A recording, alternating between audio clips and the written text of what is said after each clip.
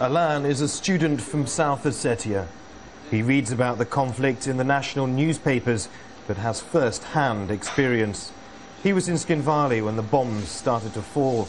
Instead of leaving, he joined the separatists. I saw with my own eyes a car on fire with the family inside, mother, father and their child.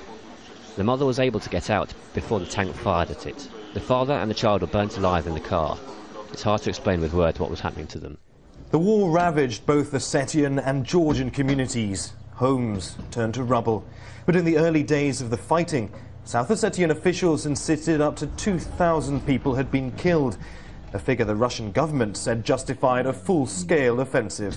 But independent sources discredit the figures.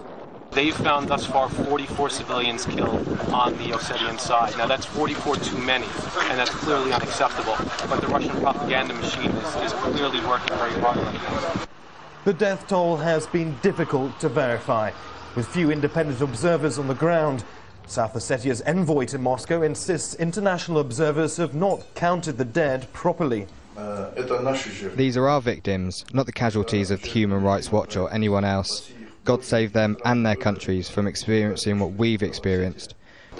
But as the dust settles on the conflict zones, the war of words is becoming a war of numbers, as both sides paint each other as the aggressor.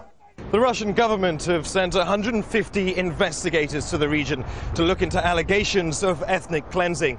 This as Tbilisi calls for international observers to examine the damage caused by Russian troops. And as both sides mount evidence against each other, civilians on the ground are still counting the cost of their own private tragedies. Neve Barker, Al Jazeera, Moscow.